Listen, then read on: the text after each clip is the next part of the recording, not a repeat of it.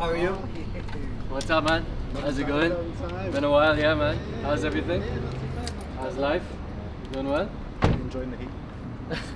It's gotten a lot better. You've seen for a couple of days. Yeah, and extra cameras. Yeah, What's up, guys? Welcome back to the Hustle Kitchen podcast, episode 2, with my co-founder, Omer Rana. Today's guest, Saad Ahmed, a very interesting guest, founder of LocalBh, who's going to explain to us where they've been, how they came to be, and what their plans are in the next few months.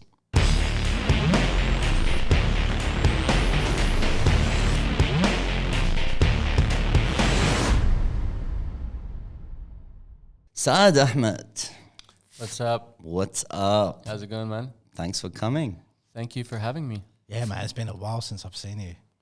How long has it been since I last saw you? I don't even remember. You know, in person, it's been a few years. I think the last time I saw you was in Oliveto, maybe like 7 or 8 years ago or something like that. It does Something feels like, crazy. I left the country for a bit, Yeah. and then came back and then basically stopped going out. Okay. So you're hibernating. Yeah, yeah, trying to work on other bits of my life. You know, Nice. Interesting. I know Saad. Like, I think it's 12 years now? Something like that. Whenever I came to Bahrain, I don't remember. Yeah. And you were my neighbor, An office neighbor. an office neighbor. Yeah. Yeah. And you were working on some random stuff in those days. Yeah.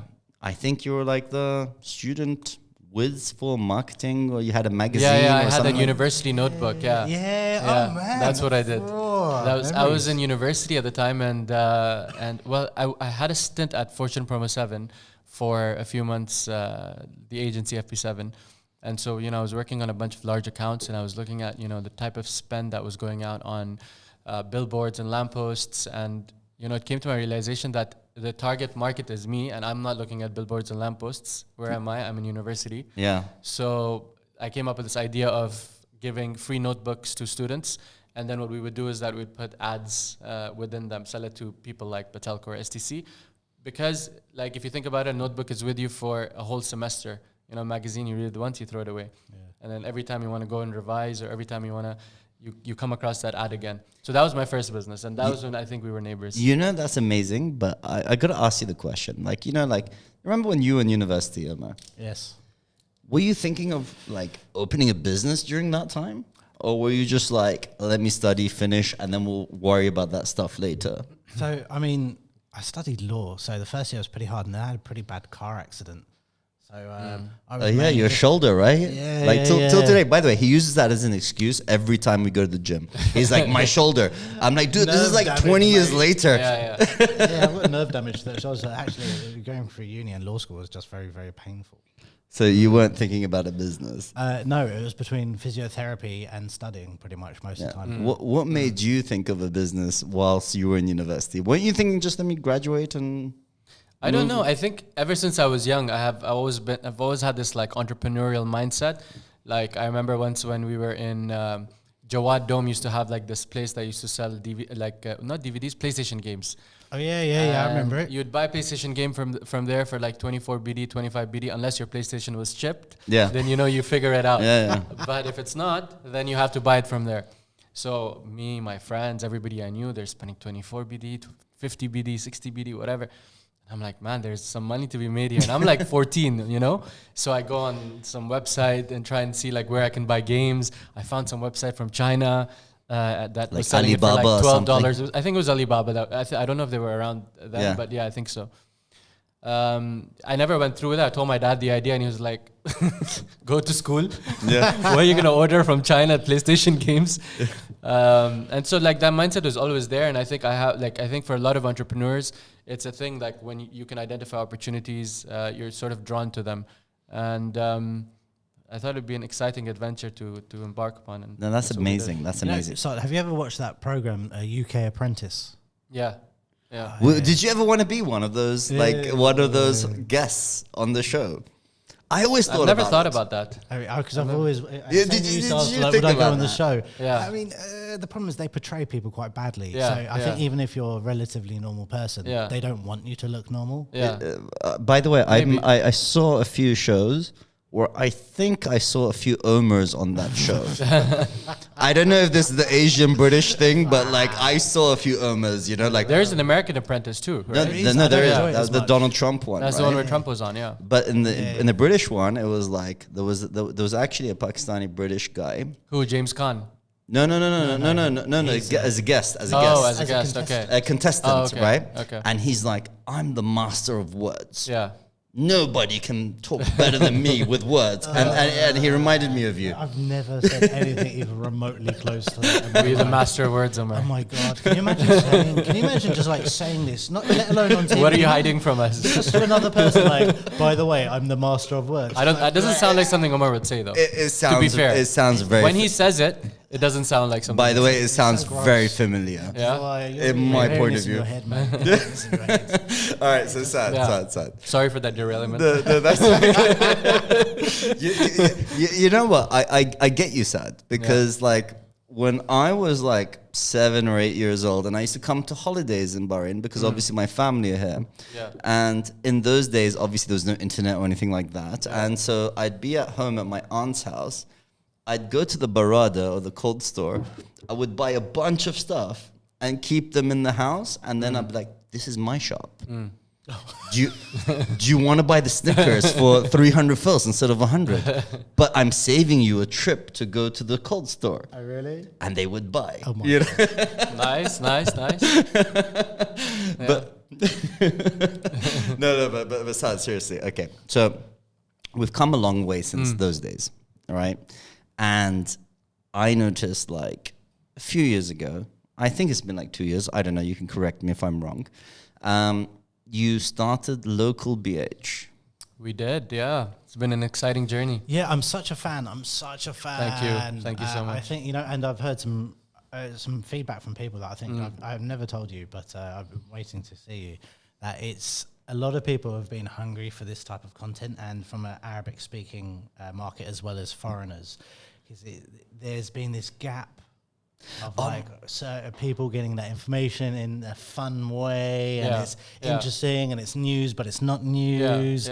So everyone I know, and few people have said they've even like stopped following other influencers. Legitimately, these people are saying that they just really like the kind of content and the way that it is. It's relatable. It's engaging. And it's, you know, and the person who said this to me, and I'm quite old, is about 20 years my junior.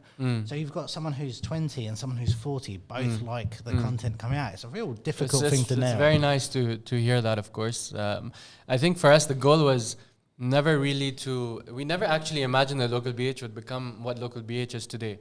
It was just, honestly, you know, you travel to the UK or you travel to the US, and whenever you're in a new country or a country that you're familiar with but you haven't been to in a long time, you'll go on Instagram and you'll try and see if a page exists that'll promote a restaurant or that'll tell you what's happening from a local's perspective. Yes. And whenever I would come here, I'm like, why is the only source of news the same, you know, sort of like the same medium, like print media? That's the only way to get news or to get to know what's going on in Bahrain, or, you know, there's no voice for millennials and Gen Z. So we decided, I met a girl who used to work at BuzzFeed, and, you know, at BuzzFeed in Canada. And so she was out here, we had a chat, and I said, look, I've been thinking about this for a while. Is this something that you'd be interested in doing with me? And she's like, yeah, for sure. So we hired her. And at the time, we were doing a lot of other businesses. We were really busy with our, you know, merchant acquisition stuff and fintech stuff, the wallets and digital wallets. So this was just like a thing that was like, okay, let's see where it goes. It wasn't like, oh, let's put money into this and let's make this grow and let's, you know, that was never the objective. The objective was just to try and see if people will like it. So Corona came like a few months after that, and everybody was at home.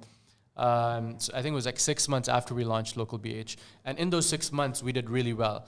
And a majority of our content was around like things to do, what should you do on the weekend, what are the cool spots to hit up, the top 10 best Indian restaurants. I really liked that stuff you were doing about things you can do this weekend in Bahrain. Like that was, you really nailed that kind of content. But do you know what it was as well for me? It's like, as a Bahraini who doesn't speak Arabic, I was like, there's content out there, but it's all in Arabic. Like True. no one is actually catering to the English-speaking market in Bahrain. To be very honest with you, the Bahraini content pages on Instagram and elsewhere are doing amazing. They are. They're They doing are. fantastically But well. I don't understand Yeah. what's being written, right? And I was like, okay, so I think we reached a point in Bahrain where everyone's like, you got to do Arabic in order to do well. But I was like, but wait, there's at least 400,000, 500,000 people in Bahrain that speak English and English is their language. Why is there no content catered to them? Yeah, yeah. Those were some of the things we were thinking about as well when we were trying to start Local BH. And then like sort of during COVID, everyone was at home, and then we had a new challenge because our whole thing was telling people what to do, where to go, and now there's nowhere to go. Yeah. So we had a meeting and we're trying to discuss how do we deliver great content to people who are at home. So we started doing this show called Local at Home. So every week we'd get like a fitness instructor. I remember to do this. yoga. We'd get somebody else on who does, Instagram like, Live. drawing on Instagram Yeah. Live. And then we do a lot of like really cool different stuff like that. And now that everything is opened up, we're doing that and we're doing this, and then so that's how Local BH You know, started. I had a question for you. I've always been wanting to ask you this. Yeah. How do you come up with the content? Because it's really quirky, it's engaging. Like, what is the thought process behind coming up with the content on a daily basis? Well, I mean, it starts with the root. So when we first started it, we wanted to set certain guidelines. So we're like, the things we're not going to talk about is we're only going to do positive news. So we're not going to do negative news. We're not going to tell you all the negative stuff that's happened, and you see that a lot in sort of, your mainstream media or news. So we said we're going to be positive news, and until today, if you go on Local BH, the first word you'll see under it is positive vibes. So we said we'll do positive vibes. And then we set a bunch of guidelines where we said these are the things we're not going to talk about. So we're not going to talk about politics. We're not going to talk about religion. We're not going to talk about anything that's sensitive. And we're going to be a light media organization in the sense that when you see Local BH, you associate that with being positive, being happy. And that's been the guideline for all content going forward. So every day when the content team comes in, they have this sort of main idea of what we want to do. But then we have guidelines. So we'll be like, let's post positive news. Like, for example, today Sheikh Khalid's kids did an amazing message for him, if you guys saw on Instagram. And if you watch the video, it's really nice for his birthday. And so that's the type of stuff we like to post. How do you about. find it? Sheikh Khalid's Instagram. No, I know, obviously. Like, do you have a team like scouting news, like to pick what? Well, I think with this today's stuff, I post? mean, if you're in the online media business, you pretty much have spent all of your free time browsing, following hashtags, all these trends. I know I'm constantly consuming content to see what's out there. Did you know something? Omer, he had the equivalent of Local BH 10 years ago, like way before the time was right. And it was called My Secret Bahrain. Yeah. And where he would actually physically go to every restaurant, every event. I remember that. And write about it. Yeah, I think I remember that. The challenges that were faced in Bahrain for a short period of time helped me move on to a different project. Okay, interesting. Yeah, but it did really well until that stuff happened, Yeah. and then that stuff stopped it. Yeah. But no, I really loved making content back. I found some real. And he's a great writer as well. Yeah. And I was like, I'm sure. there was no Instagram in those days. Yeah. So like they're literally writing on a website. Yeah, I So think I remember this. Remember I told you, Master of Words? There you go. He finally Makes connected sense. the dots. I did. He's been waiting for that. He's clearly been waiting for that. I have a question for you, Saad. How can some randoms, aka me, contribute? Like, if you see a funny story about penguins being from Venus, which is also a story. Or robots. No, the penguin thing. Do you guys hear about this? What? Penguins on Venus? No. You guys haven't heard about this? No. So legitimately, scientists have found bacteria inside of penguins that does not originate from this planet, and they're saying the only way they think it could have happened is if penguins originated on Venus. I'm not messing. How do they know that the bacterial matter within the penguin is from Venus? I am able to do research the amount a sane person can on the internet. I think you to be able to prove that wrong or find any delving further, you have to be in a university or a scientist to access to that information. Yeah. But from the media that I've read, it is a legitimate point that now people are investigating. Like, oh, actually, penguins might not have originally come from this planet. From Venus, yeah. Damn. That's what I love about the fun facts that Omer brings on the show. You don't think that's interesting? Penguins might be from another planet. So his question is... So if you guys didn't know, there's penguins that they found. No, but his question is, if he had a fun fact like that, how can he contribute it to LocalBh? Wow, that question was really morphed. Well, no, that was an example. That was an example. Of that was an knowing example. interesting stuff. Yeah. But like, how would someone listening to this, for example, share a story so with from a content perspective, in the beginning, what we were doing was, if we wanted to write a list of top 10 best Pakistani restaurants, for example, we'd make that list, and then we would actually start talking to other Pakistanis and try and get their opinion on what's their best Pakistani restaurant. And because we didn't have a lot of followers in the past, what we would do is that we would actually talk to people. So I talked to my friends, and who would talk to their friends, and we'd get a whole data of maybe 100, 150 people, and then we'll compile the list on that basis. Now that we have, the followers that we have, we ask people on the live. So we'll just be like, what's your favorite X Pakistani restaurant, garage, dentist, whatever. So our lists are not created by us. So a lot of people will say, can you put this on the list, or can you put that on the list? And we don't do that because it's truly user generated. And when you read a list that is on LocalBh, you know that it's a genuine list and it's something that everybody loves, and that's why it's on there. So that's like where that type of content comes in. Funny content and news, nowadays news and press releases get sent to us. So like the Bahrain Ministry of Tourism will send us press releases. We'll and then there's a lot of PR agencies in Dubai, UAE, regionally. So we get a lot of like things about what's happening, events, all these event promoters like around Bahrain, clubs, they'll WhatsApp us. So people events. send you stuff? Yeah. All the event promoters. But how do they send it to you? Like DM, or like how do they actually do it? Yeah, you can DM us, you can email us. We have a WhatsApp for business, so you can WhatsApp us. A lot of people WhatsApp us. Yeah, my agency has sent some stuff over to you guys. Did they ever publish it? Yeah. Just checking. If it's positive, if it's lively, if it's relevant to Bahrain, and we feel like it's beneficial to people, we'll always publish. Makes sense. Yeah. So it's got to follow the guidelines. Yeah, we tick the boxes. Yeah. What's the strangest thing you've been sent? That's a good question. That's a good question. It doesn't have to be like That's a really good question. That is a good question. But not strangers in like even if worded. it's like unpublished strangers. Yeah, but just like, oh, okay, that's happening. Yeah. Like that kind of strange. Yeah. Interesting. That's an interesting question. Because we've gotten a lot of strange things. So Oh, come on, bro. Oh man, that's such a good question.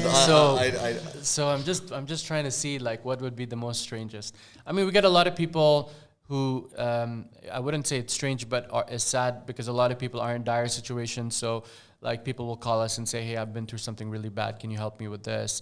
We get a lot of people that lose pets that'll message us and say, "Hey, I lost for something funny." Yeah, so that's the type of stuff we get. But like funny stuff, we get a lot of TikToks and things like that. We get a lot of like sometimes somebody will take a picture of their kids and they think it's really funny, so they'll be like, "Can you post this on LocalBh?" Or sometimes you'll get like, we'll do like a top 10, I don't know, talented musicians, and someone's mom will be like, "Hey, my son is super talented too. Can you put them on the list?" And we always do. We try to support local talent, even if they're small or they're big or whatever. We'll try and promote it. And the good thing is that they promote it then on their channels and their friends see it. And so as a community, we all grow. They grow, we grow, and it works out for us. The most amazing thing that I think is like, like obviously if with English content, what's the second account? It's GDN, right? Like for news I'm talking about. Yeah. And now it's like when I'm wondering what the ministry said, like are we green badge, orange badge or whatever, do you know I actually just look at LocalBh's account and I'm like, because I know you're going to post it. You're so up to date with everything that I'm like, I'll just check out your Instagram. Yeah. Okay, we're in green now. Yeah. Okay, I don't even look at GDN anymore because of it. You bring a really interesting point there, and it's something that I remember meeting some people from the Telegraph years ago in London, and they were talking about, we don't know what to do about this whole digital thing. We're losing. But how is it that you've got established, and not just Bahrain, but you've got established media organizations and outlets who have been there for years and have got these giant machines turning, but new guys like you can turn up and start like making an impact. And they have hundreds or thousands of employees. Are they not having these conversations internally? Because I actually had a conversation with a guy who was brought in to do this. And I was talking to him about his ideas where I'm like, bro, I think you're from like the last century. What are you saying? How is it they're not bringing people like you on? Like, can you help? Look, I had the same questions, very early on where I was like, why isn't anybody doing this? Yeah. And when we came up with the concept of doing it, we just did it. And even along the way, we asked ourselves that question quite a bit. I think people like the GDN do a great job, because even on social media, they do a great job, because they know what their focus is news, and they tell the news, and they do it in a way. They're very big on Facebook. I feel like you're bigger on Instagram. They're bigger on Facebook. So people like GDN will have a different type of target market than we would. So our language is different. You'll see a lot of emojis in our titles. You know, our team is super young. Like we are a team of 15, and I'm the only one in my 30s in the team. So you're the oldest guy in the team. I'm the oldest guy in the team. So our whole, like, the content writers are, you know, of that same sort of age segment, so they know how to have that same communication. But yeah, so that's why I think, you know, this is Saad with his entrepreneurial spirit. I noticed he did something recently. He's like, let me have the whole market. He added Arabic. we did that. Yeah, so it's not even English anymore. Now it's bilingual. Yeah. There were two reasons behind it. One was, obviously there's a huge Arabic segment to the market. There's the type of content we do is still not being done in a lot of ways in Arabic. So we thought that if we can add the Arabic element to it, we'll broaden our audience, and we'll start to get, you know, people who, and then we start writing articles in Arabic too. So not truly just local. Yeah. It's to be truly local. Yeah. How do you feel about that? How do you, by the way, let me ask you a question. I know this started as a pet project for you. Yeah. In the beginning. Right. Right? Like you had your B wallet, all these different wallets, like Retroban, your business, like doing so much business. Right. And then you meet this BuzzFeed person, and then you start creating local. But, you know, I know you've always wanted to do something like local from 10 years ago. Right. You just always kept it on the shelf. Yeah, I mean... How do you feel about where it's reached? It's interesting because when you look at one's life, you know, like I started out in university, and very early on I said the thing that I did was a university notebook, which was also a publication. I spent I think about 6 or 7 months prior to that working at Bahrain This Month. So I was doing sales for them. And then I did the FP7 stuff, which was also an ad. And then I sort of took a U-turn in my career and started going into you know, fintech and, you know, wallets and all of that, because that's where sort of all the hype was, and that's where we felt we could spend most of our time and be able to get as much out of it. And obviously we learned a lot during that process, but the passion and the creativity, obviously for me, was always in creating products like that. And so when LocalBh started, it wasn't like I was thinking about it like, oh, I remember I did this and now I'm going to do this. I think it was a realization many months later where I was sitting there and I was like, damn, man. you know those damn man moments? I know those damn man moments. And the thing is, like, I know this was just a hobby in the beginning. And then somehow you got the engagement and you're like, shit, this could be a business. Yeah. But let me ask you now. So now I see local Sharjah. What is this goal? Like what is your vision? Our vision is to be in the region. So we started Sharjah, I think a few months ago, and we were already at something like 4,000 or 5,000 followers, and so it's growing. Why was Sharjah the next stop? That's a good question. Because it doesn't feel like your natural... It's not Dubai, it's not... Yeah, but there's so many other places. But that's why, yeah. Why Sharjah? Well, the reason why we did Sharjah and we're going to continue to do cities like Sharjah are because cities like Sharjah have a lot going on. Yep. But again, it's a place where nobody is talking about it. You know, Dubai, you have 30, 40 publications that are talking to you about what's happening in Dubai, and websites and blogs, and, you know, the list goes on. Loving Dubai, right? That's the big one over there. I was in Sharjah a couple of weeks ago. I went to that rain room. We were just talking about it. Right. But like how we found it wasn't through some easy route. Right, yeah. I was there, and there's a lot of cool stuff in Sharjah, like rain room. So we started Local Sharjah because we actually want to deliver value. We want people, when they open Local Sharjah, to be like, okay, this is the place I should go to find out what's happening. If we don't do those things, you're not going to see the value. So, and if we go to Dubai and just say top 10 things to do in Dubai, we're not delivering value. Yeah. There's already people doing it in Dubai. But now if I go to, for example, Abu Dhabi, you know, which is also a city where there's not a lot of media companies like us, it makes sense. If I go to Muscat, is there a local Abu Dhabi? There isn't. So for us, the next move is into Saudi and Riyadh and into Muscat, Sharjah. So we're starting a local Sharjah. Okay. It's the closest to us. and obviously from like people who live in Sharjah have come to Bahrain, and people who live in Bahrain go to Sharjah, so we can support each other. Local BH I and can't local wait Sharjah. for you to do Saudi. There's so many stories I've been. Yeah. You know, the Arab region is like it's an oral history. Like a lot of these stuffs, when you sit with some families, they'll tell you about this place, that place. I've heard some amazing stories about Saudi, and there's one that I'll share with you. It's short. Apparently, you know, some people say there were giants back in the day, like giant humans. There's a part of what Saudi. are they called? Mammoths or something like that? I don't know. They were just really tall humans. Yeah. No, it was more than just being really tall. They were like giants. And apparently there's a burial site in Saudi of them. Really?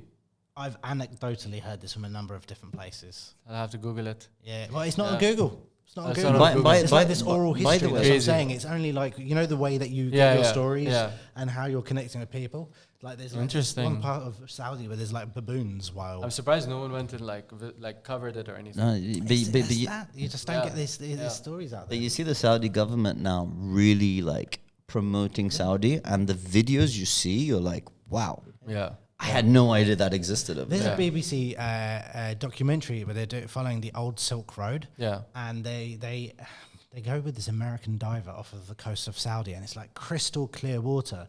And because it was the Silk Road, there's shipwrecks, and there's like perfectly preserved shipwrecks with just like all of the stuff still down there. Nice. So I can't wait for you to go inside and see all of this Yeah, stuff. there's a lot of cool stuff happening in Saudi. But like I said, the goal for us is to go into cities where you really want to know what to do. You know, if you're going to, for example, Dubai or New York or London or, you know, big cities, there's already a lot of people that are A lot of already telling competition. you. Yeah. So that's why Sharjah. And alhamdulillah, it's doing well. People really like it. And locals' goal is obviously to go regional, and then maybe go towards the east, like Pakistan. Local places like Pakistan. That would be amazing. Cities Yeah. in Pakistan. You know, can I ask you, so if you do go to Saudi, would it be Arabic first or English first? Saudi would be fully Arabic. Fully Arabic. Yeah, Saudi would be fully Arabic. Makes sense. Yeah. But we might do bilingual, but right now the focus is fully Arabic. Yeah. because I noticed, Yeah. like, when you focus on English in Saudi, you just get less results. Yeah. It almost doesn't make sense to put that effort in. Yeah. I mean, at For some sure. point it will, but like probably not opening doors. Yeah. Yeah. So now, Saad, local BH, local Sharjah, soon to be local Sharjah. Sharjah, Inshallah. Muscat as well. Muscat as well, inshallah. Like, you have businesses in Muscat, right? We did some work with wallets in Oman. Yeah. So we did that for a while, but we don't do that anymore. Is your main focus now local? It is, yeah, 100%. 100%. 100%, yeah. So the wallets you're not so focused on at the moment. None of it, yeah. Just But you did an amazing job with the wallets in Bahrain. thank you, yeah. We worked quite hard on it. We spent, I think, 4 or 5 years of our life trying to get a wallet. It was the first digital wallet in Bahrain. Yeah. So we signed up something like 4,000 merchants. We did a lot of customer acquisition activity, a lot of marketing stuff. And then we sort of got into fintech services, all the sort of white terminals you see. A huge portion of those were migrated by us. Yeah. So we did a lot of fintech stuff, and then we grew that into Oman. We did that for a while. Now the focus is local BH, which is funny because it's a completely different. Totally different. Industry, That's the thing that like boggles my mind, right? Very It's corporate to fun content. Yeah, like even our dressing changed. For You're 5 years, chilled now. For 5 You were years, in we were wearing suits. suits. I go to the office in my shorts because that's how chill it is. And we don't like even everyone who works at local. We don't have a dress code. Yeah. We don't have everyone comes chill because that's the audience we're speaking to. We need to live that. We don't go in shirts anymore. Like I have a whole closet of shirts and suits, and I'm like, what do I do with them? Weddings. There's that many and ties and. Well, okay. Let me ask you, which life did you prefer? That corporate life with the wallets and everything, or this local new life now, like with the shirts and chilled and shorts? Everything has its pros and cons. I think with the digital business, and it was very corporate. We were working with a lot of high-level corporate institutions across the region, a lot of stakeholders in huge multinational companies.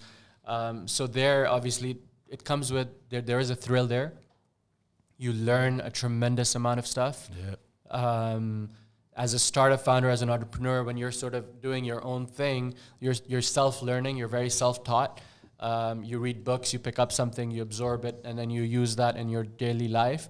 But then when you're in a corporate environment, you learn so much from so many people who've been doing this for so long. Yeah. And they're dealing with other like-minded people like that. So I think what we learned in those 3 or 4 years was unmeasurable to, what we're like, to what we're doing today. Yeah. And then what we're doing today is different in the sense that it's creative. It gives us our own freedom to do the things that we want to do, and apply all our learnings from a business perspective into a business that we love to do and we enjoy to do. And then it's your own baby, right? So like if LocalBh started with 0 followers. I still have like the notepad where I was sketching LocalBh's logo, and I screenshotted it, sent it to Ali, who's my partner, and I said to him, "Hey bro, what do you think?" And he's like, "Nah, this isn't cool." And I said to him another one. I'm like, "What do you think?" He's like, "Yeah, I like this better." I'm like, "Yeah, I like it too."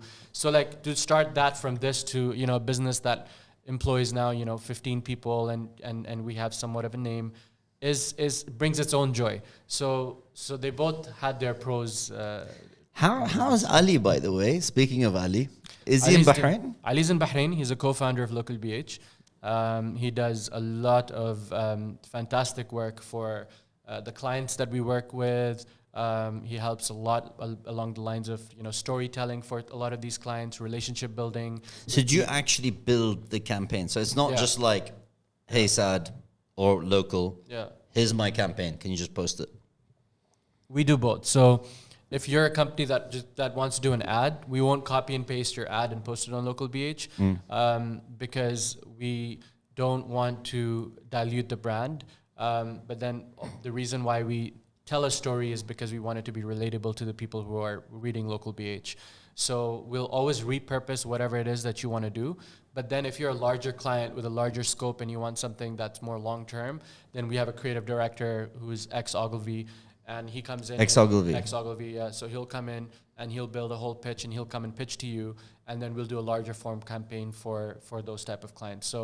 So we work with all types of people, and we're very flexible in the way that we work. It's not like one size fits all. So given that you're seeing how businesses are creating their content, and you've been doing Local for a while now, where would you say the type of content is heading in terms of length of content, style of content, which platforms? Where do you think the future of content, for people listening or watching who are thinking, I want to be more active on my own account, what should they be thinking about?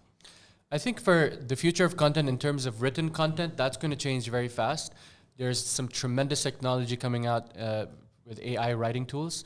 So like if AI writing. Yeah, so I built one of these. You did? Yeah. You're gonna be unemployed after that, by the way. You programmed one? Master words. No, I haven't mastered words. There you go. He connected the third dot. Oh my God. Take his job over by computers, No, I gave the algorithms to developers to do it. Oh, awesome. I've been trying to, in my free time, limited, learn Python. Oh, okay. Yeah. The iOS programming language. No, for Don't stuff. ask. Okay. This is a topic you shouldn't ask about. it's He's learning Python to build robots for the future. No, it's a not complicated to build robots. story, yeah. Actually, it's to make. That's awesome. To pass the Turing. I think that's test. pretty cool. Yeah. To do what, sorry? To pass the Turing test. The what test? Turing. What's a What's a Turing? Turing What's a test? Turing test? I have no Oh, idea I'll what look that at the is. mathematician, Like, right? what is that? Yeah, so Yeah. it's basically if you're, it's Master making a words, robot- Turing. No, Turing is it's a thing. It's have you ever seen Blade Runner?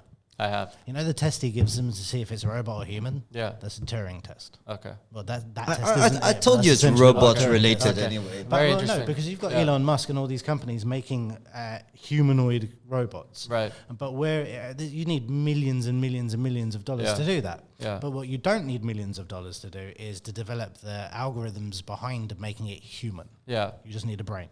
Makes sense. I told you this is a rabbit hole. Like Yeah. you can have conversations with him Yeah.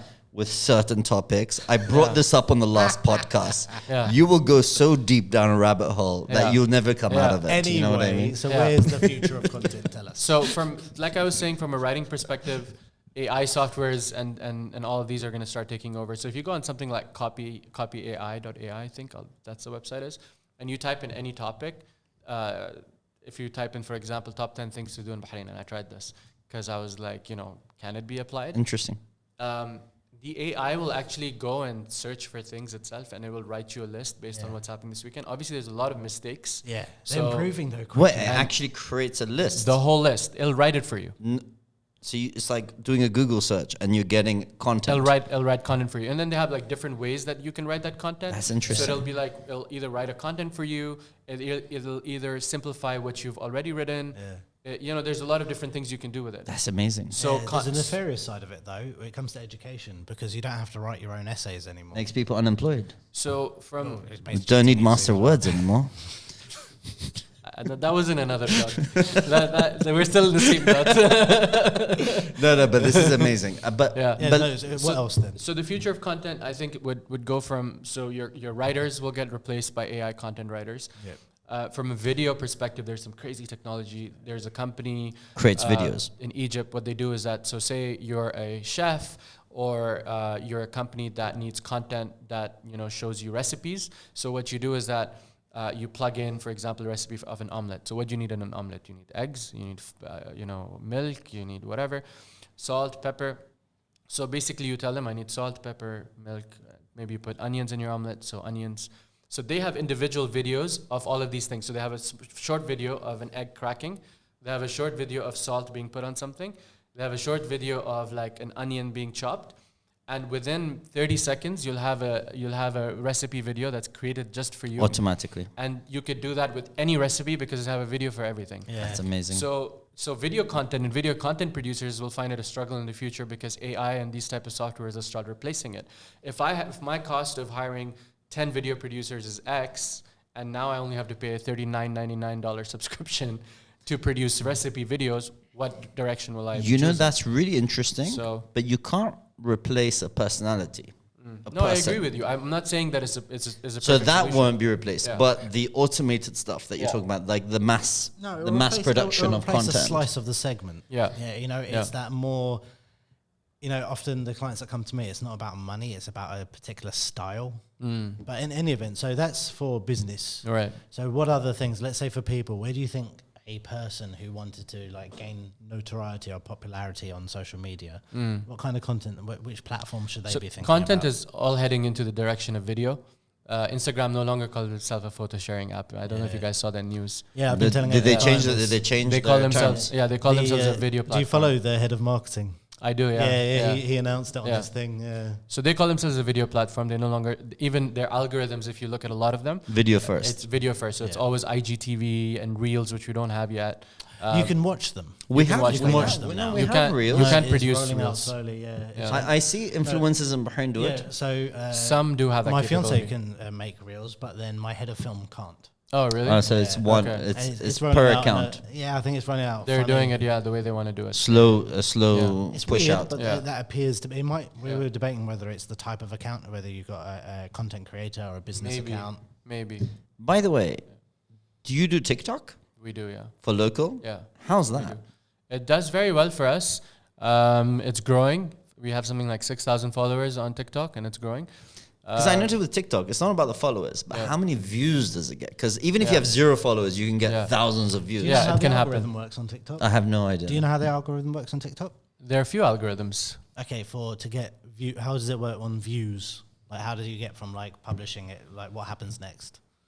If you get featured on the For You page Yeah. on TikTok, then that's where you're getting views. So apparently, I was having some meetings with TikTok last week. I don't think if they told me this or I was reading this, but when you publish something, they then show it to 10 people, and then subject to how that reaction is with The those 10 reaction. people, whether they liked it. Oh, that's followed, interesting. did Then they Yeah. push it. then it keeps going on that and multiplier 10 more 10 to 10. Yeah. But it's those first 10 views. That's what it's judged Yeah. by. On So it's how all about the Interesting. first 10 views. Yeah, TikTok's so interesting. When they first set up in the Middle East, they contacted us to work with us on for certain influencers and push it out. If you can do a campaign with TikTok and be on, you know, when you open it, you know that first ad, you can on Facebook and Instagram. You couldn't do one ad where you're all of Bahrain in one day. Yeah. But on TikTok, you can. You can say the entire country for one day. Yeah. By the way, I noticed something. People who do really well on TikTok, it does not translate to Instagram or Facebook. Like they It don't. does. It does translate to Not Instagram. necessarily. I've seen it. They don't get the same engagement as they do on TikTok. Oh, I you mean in, that way? in Okay. comparison. Okay. In Okay. comparison. Yeah. Yeah, I mean, but the same thing the chap was telling me from TikTok, it's our content, on Facebook, you can put a picture or you can do a video of almost anything. Like TikTok, it has to be that style. Yeah. By the way, They're really owning And it. I TikTok's love it. algorithm also promotes your content better if you're using a lot of their editing features, Yes. like their in-house editing But features. let me ask you a question. In Bahrain, do you guys really care or focus on Facebook anymore? Depends who you're talking to. No, I'm asking both of you, like as a platform, like Facebook, because I know like a few years ago, Facebook was huge. Yeah. You know what I mean? Now it's like Instagram. And I feel like Facebook is more spammy to me. I don't know, like it's not getting the right audience. Lead gen is still killer on Facebook for me. As a lead gen, amazing but- results on lead But gen. as your account, like do you? We have a presence on Facebook. It's not doesn't do as well as our presence on Instagram. You're or not TikTok. focused on it, right? We're not focused on Facebook either because our target audience isn't on Facebook. Yeah, Yeah. that's what I'm saying. You're just getting older. All right, well, guys, listen, great having you on the chat today, Saad. Thank you. It was great. I being really on the show. appreciate you being here. And guys, follow at LocalBh, Local Sharjah. Anything else? Any last words you'd like to say to our audience? Last Very words. ominous last words or closing words? Closing words. It's not the same. See, this master of words thing. Come on, get with the program, bro. Last words is very nefarious. Last words. See, you What are your see, last you see what I'm talking How about. do you know He's- these are my last no, words? you see what I'm talking about. He's You like, know? he's like last What words if or I had- closing words. What if I had words after these last words? Last words. typically I said means- for our audience. Well, no. Thank you. Someone's going to die. I'll That's say what it something. means. I want to say, Hussain, you're doing a fantastic job with these podcasts, highlighting local talent.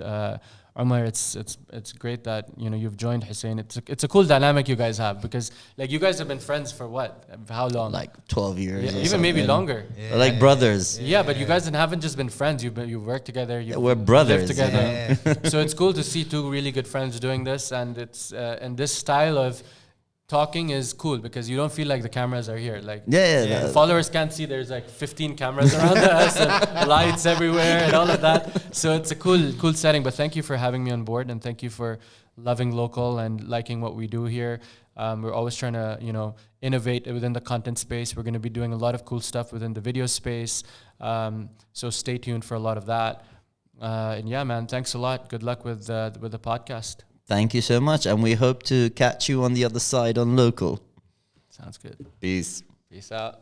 Good to see you.